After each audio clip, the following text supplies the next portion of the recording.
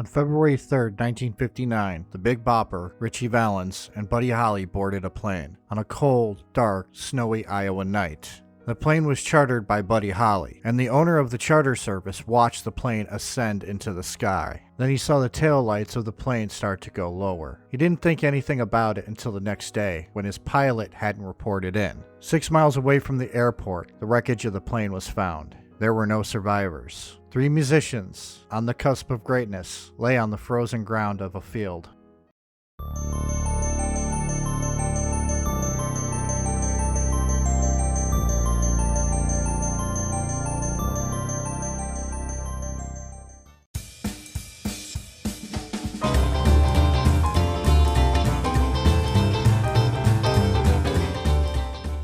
Giles Perry Richardson Jr. was born in Sabine Pass, Texas on October 24, 1930. The son of an oil worker of obviously the same name, Annalise Richardson, he would be known professionally as J.P. Richardson to differentiate himself from his father. In 1949, J.P. started in radio in Beaumont, Texas. Drafted into the Army in 1955, he spent 2 years as a radar instructor. Once he was out of the Army, he had gone back to working in radio, but he was much more. JP was an all-around entertainer. He played guitar and wrote music. Going under the stage name The Big Bopper, JP had a hit song with Chantilly Lace, but his music would later be covered by other artists, and those covers would earn those artists gold and platinum records. For instance, White Lightning was written by JP, and it was also recorded by him. But the song is more famous as a George Jones song. JP also wrote a song for George Jones called The Treasure of Love. He was a pioneer, showing that with the right talents and skills, even DJs can make it in entertainment. We see it now with guys like Grandmaster Flash, Skrillex, and others. Before we move on from JP was married. He had a daughter named Deborah, and was expecting a son named J. Perry Richardson, who would be born in April of 1959.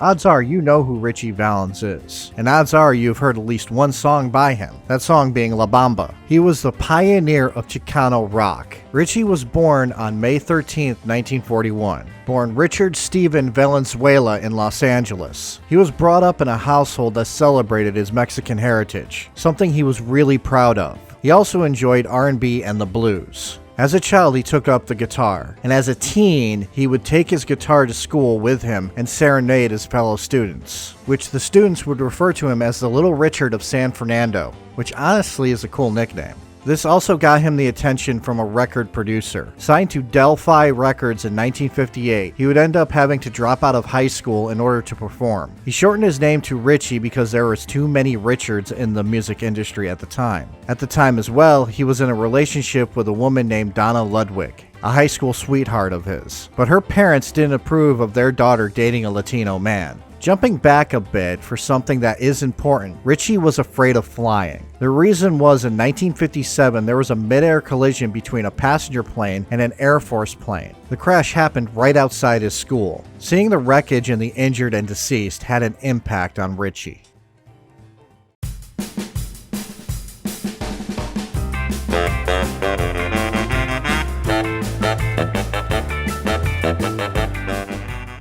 Here's a cool piece of trivia for you. Can you guess who one of the Beatles' favorite bands were? The answer? Buddy Holly and the Crickets. Not kidding. John Lennon and Paul McCartney both adored Buddy Holly. Not the only ones too. Bob Dylan, Elton John, the Rolling Stones, and Eric Clapton all call Buddy Holly an inspiration. In fact, he was so popular in his day, he opened for Elvis. Charles Hardin Holly was born on September 7, 1936 in Lubbock, Texas. And though he was mostly known for his contributions to pop and early rock and roll, he was a fan of country music. He listened to Hank Williams. Every Saturday, he would tune his radio to the Grand Ole Opry. Other things he listened to included the blues and R&B. In 1955, he graduated from high school and decided to pursue music full-time. And one of his first musical influences was the king himself, Elvis. He started the band The Crickets in 1956, where he would have a hit song called That'll Be the Day, as well as one that wasn't a hit at the time, but became legendary later, the song Peggy Sue. In 1958, Buddy Holly split from the Crickets. This wasn't because he didn't get along with his bandmates. There were a lot of factors. Buddy was recording a lot of his own solo songs, working along other musicians like Tommy Alsop and a DJ named Waylon Jennings. He split from the band's manager when the band wanted to keep that manager. Buddy moved to New York and it became harder to work on recordings. So it wasn't hostility that happened to cause the split. The split just made sense. Buddy Holly also, during this time, was newly married, and he kept that out of the press. Maria Elena Santiago went on a date with Buddy, and during that date, Buddy Holly proposed to her, and in 1959, they were expecting their first child.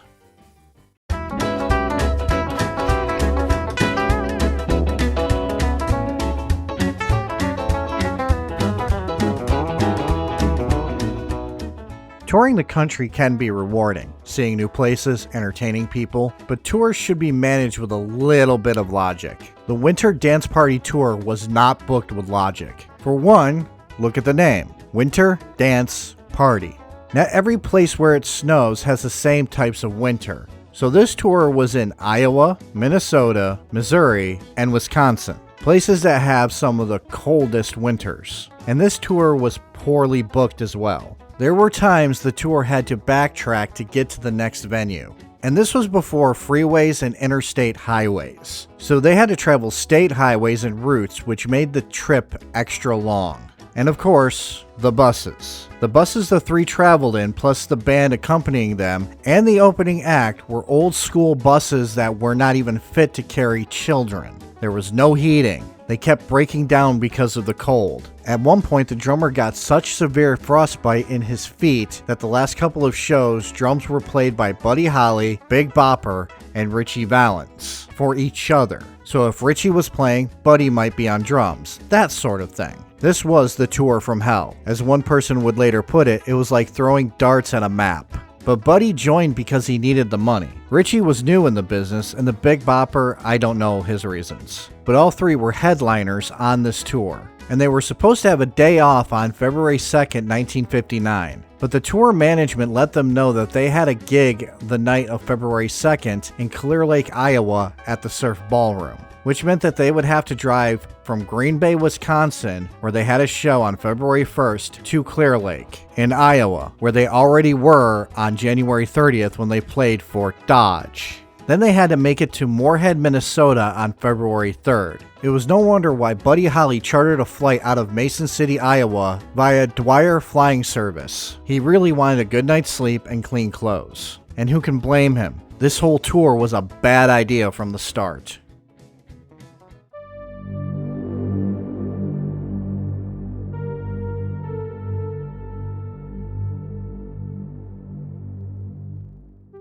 On February 2nd, at the Surf Ballroom, the three went on stage like normal. As stated before, drummer Carl Bunch had to pull out of the show because of severe frostbite to his feet. The opening act, Dion and the Belmonts, were also in attendance, with Dion DiMucci playing drums for Ritchie Valens' set. But during the concert, Ritchie Valens found out about Buddy Holly chartering a plane. Buddy had only chartered the plane for his band, which consisted of himself, Tommy Alsop, and Waylon Jennings. Ritchie would bug Tommy Alsop for his seat, which Tommy refused to give up. Ritchie was coming down with a cold, and the desperation of having to spend another night in a cold bus driving thousands of miles to an equally cold town had trumped his fear of flying. At the end of the night, Tommy relented and suggested a flip of the coin. Ritchie was asked to call it, and he called heads. The coin landed on heads. Also, JP was suffering from the flu, so Waylon Jennings gave up his seat so JP didn't get any worse. Hubert Jerry Dwyer owned Dwyer Flying Services, and he gave the flight to a 21-year-old pilot named Roger Peterson, who had a family and was passionate about flying.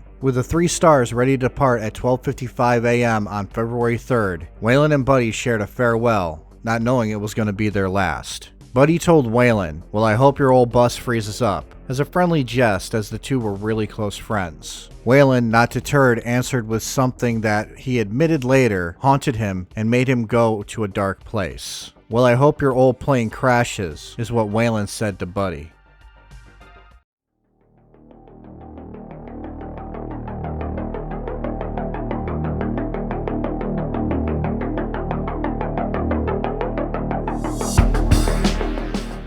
The plane took off in a light snow at 12:55 a.m. Dwyer watched it from a platform outside the control tower. He watched the aircraft's taillight as it turned northwest, but he also noticed that the light seemed to be descending, and soon it disappeared. The next morning, Dwyer had not heard back from Peterson. Worried, he drove the route, and as he approached the field, he saw it. Resting against a barbed wire fence, the wreckage of the plane. Buddy Holly and Richie Valens had been thrown from the plane and lay near the main wreckage. J.P. Richardson had been thrown from the plane as well, but he was across the fence and in a cornfield. Peterson was still in the wreckage of the plane. No one survived. Buddy Holly's mother and widow were not informed of his passing. They instead heard about it on the radio. Maria Elena Holly would miscarry from the stress. The same happened to the families of the Big Bopper and Richie Valens. They had not been informed and had to hear about it from the news. JP and Buddy were buried in Texas. Maria has never been to Buddy's grave, nor did she attend his funeral. She blamed herself, saying in an interview, "In a way, I blame myself.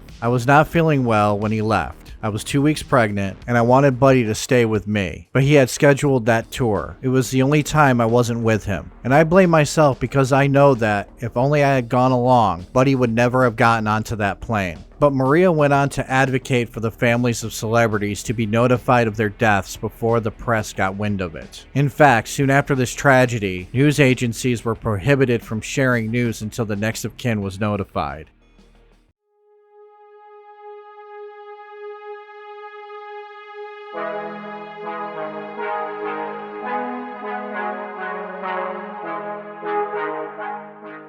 What happened was more simple, and yet a lot of people thought different. I seen something about a gun being on the plane and someone misfiring it, and that was the cause of it. No, here is what caused it. Peterson, the pilot, didn't have the necessary credentials to pilot a plane in low visibility. That night, a blizzard was coming through the area. He would have had to fly blind, something he had never done. Visibility when they took off was only 6 miles. But also, the plane being flown by Peterson was different. The instruments were different. The artificial horizon was different than what he was used to. He also failed a check ride, which is a practical instruments test 9 months ago. So what most likely happened was that he was assuming he was ascending, but instead, he was descending. The right wing clipped the ground at 170 miles per hour, and then the plane cartwheeled just 6 miles from the airport they took off from. I am not trying to speak ill of the dead when I say Peterson was at fault, but he was. I really feel I shouldn't end this video on a downer, so I want to talk about how the people who lost their lives, Buddy Holly, the Big Bopper, and Richie Valens, had influenced others.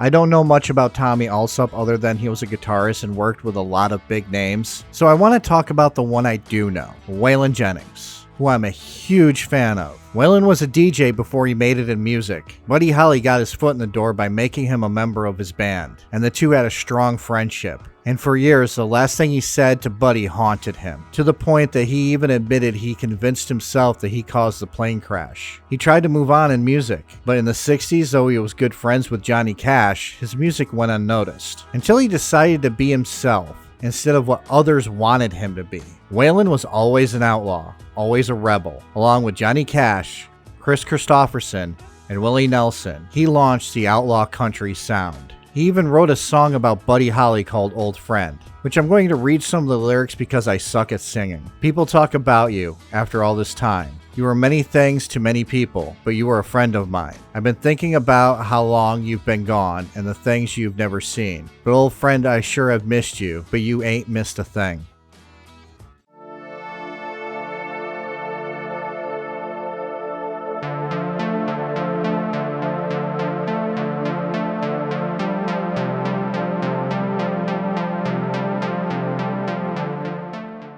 Okay, time to talk about it. American Pie, Don McLean's anthem of Innocence Lost. There are many ways to interpret this song. The most popular is how the day the music died was a tonal shift from how good life was and exposed the truth that was hidden under a mask. How the music the three performed made the 50s seem perfect, and when they passed, the ugly truth of the 60s were exposed. But yes, Don McLean has stated that the song has some influence from that moment in history, but it's more personal to him to the point he won't actually say what the song is about. And a lot of people know of this story because of that song. Recorded on May 26, 1971, it was recorded during a period of dark times in music. From 1969 to 1971, Brian Jones, Jimi Hendrix, and Janis Joplin would pass away. Later on in 1971, Jim Morrison would as well. So I can see why a lot of people interpret the song as meaning the end of innocence. But there is one thing that is false.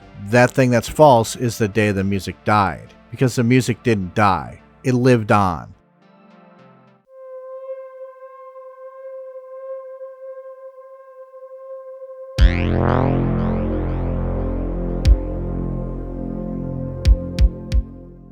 Music will always be the universal language. Buddy Holly, Ritchie Valens, and the Big Bopper all influenced music in their own ways. A DJ and entertainer making the mainstream, making music that has been covered by the likes of the great George Jones. A Latino man breaking into the mainstream, Chicano music inspiring bands like Santana and Los Lobos. Buddy Holly, a man who recorded so much music that albums were made after his death. So loved by the Beatles, they would cover his songs and use them for practice. And Paul McCartney played in Lubbock, Texas, just because he was a huge fan of Buddy Holly. Think about those three names I listed: George Jones, Santana, and the Beatles. How many other artists were inspired by them? The music lives through that legacy, and the music still is played today. So instead of being somber over the loss of three influential musicians on the cusp of greatness, let's celebrate their memory, and let that music live through you.